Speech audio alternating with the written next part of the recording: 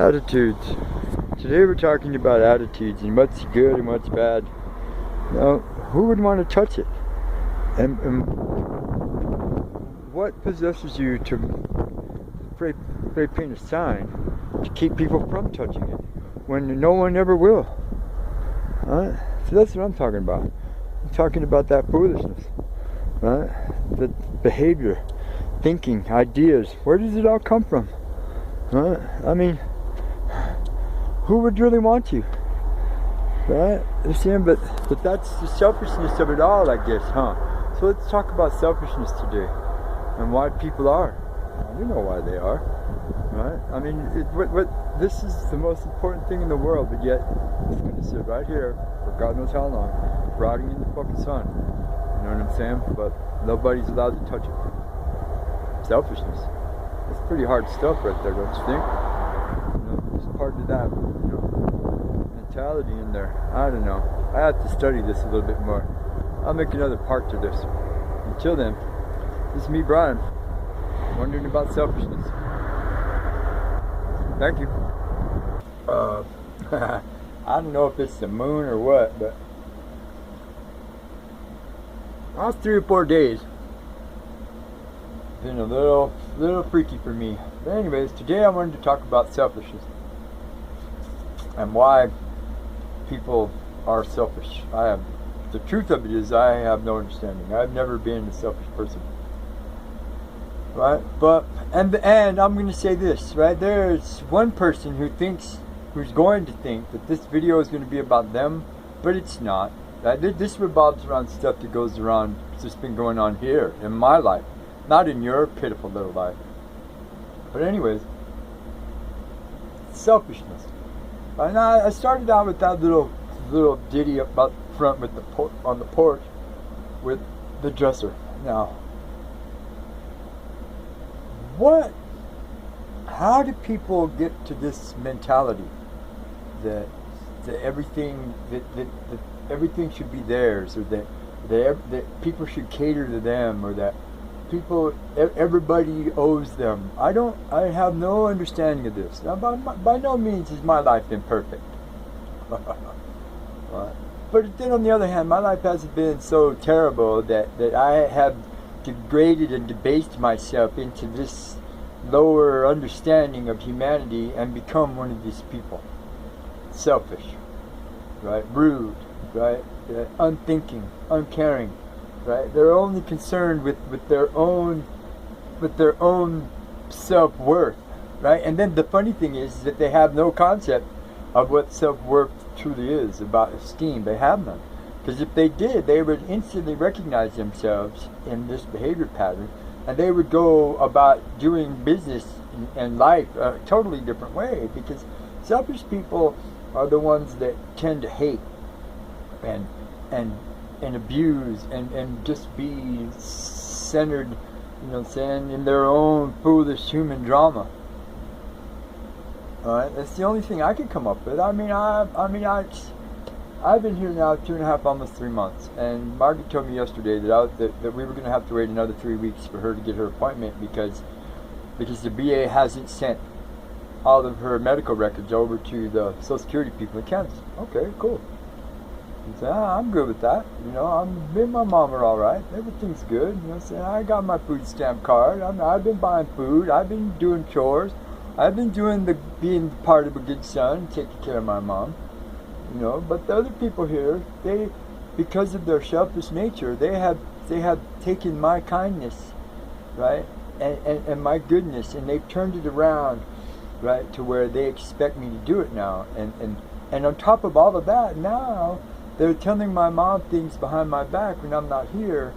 You know what I'm saying? To try to get her to treat me differently, or to get rid of me, or for whatever their little selfish mind thinks of. Well, unknown to them, right? It's not going to work for many reasons on many levels. But I give you the first two. Number one, my mom knows that I'm not that kind of a person. She's known that my whole life. Right? Then reason number two is because they're going about it the wrong way with my mom. You don't tell my mom this kind of stuff and then expect her to agree with you. Because my mom is like me. She's always questioning where you're coming from. She was raised to question authority. She was raised in that generation, remember? You know, the greatest generation, right? So when they do these things to her, even though it appears to them that she's thinking about what they're saying, what she's really in true reality is thinking is the same thing I'm thinking, is why are you telling me this stuff when I know different? What are you trying to hide? What is it that you're trying to manipulate me into doing for you? And this is how selfish people think. They don't have a capacity to think it all the way through, to try to get to the end, to figure out if what they're thinking and what they're plotting is viable, is a good thing or a bad thing. They have no concept of good or bad. To them it's only me. Right? It's what I want, and I'm going to make whoever I need to make do whatever I want them to do in order for me to get what I want. That's how it appears to me.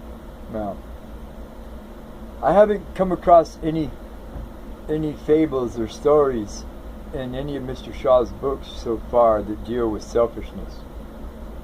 The reason I think that is because in the Sufi system of understanding, I don't think there is any room for selfishness, right? Because in their way of looking at the world, right, it's about understanding the self so that you don't become selfish, right? And all the other people I've talked to, Christian, Hindus, Buddhas, everybody else that I've talked to, you know what I'm saying, they all have a word for selfishness, and some of them I can't repeat, right, on video, because number one, I'm not going to. Number two, you know what I'm saying, I have better manners than that. Number three, you know what I'm saying, because it's really not worth all of the effort to try to understand these people. But when you're in a situation where I am, where there's certain individuals are hiding their feelings because they hate you, right, they don't want you around because they think that you're a threat to whatever it is that they got going on. What they're doing in reality is they're exposing themselves to what they really are, and they're all, at the same time, they're also exposing what it is that they're doing to the one person that they don't want to see them. And every time they get selfish, every time they have these selfish thoughts, and they run in there and they tattle, right, she sees just a little bit more of them. Now, that's how you do it. That's how you deal with these people. You watch them closely, right? You pay attention to what they say, and then you think it through from their perspective to try to understand why they're trying to get you to believe these things. Now, like I said at the very beginning, my mom knows that I'm a better person than what they're trying to portray me to be. She knows. She raised me. Right? Just like all of you and all of your moms and all of the moms out there that are watching this, and the dads that are watching me. You guys know your children, right? Yeah, they might have gotten a little out of hand here and there and up and down, around and around, but they still stick to those basic tenets that you taught them when they were growing up. Now, where do we go from here? I don't know.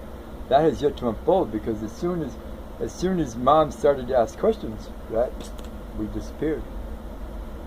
See, you can't tell no lies if you're not here to tell them, right? Anyway, this is me, Brian, sitting on the couch, getting ready to eat some good ass lunch. Right? Thank you.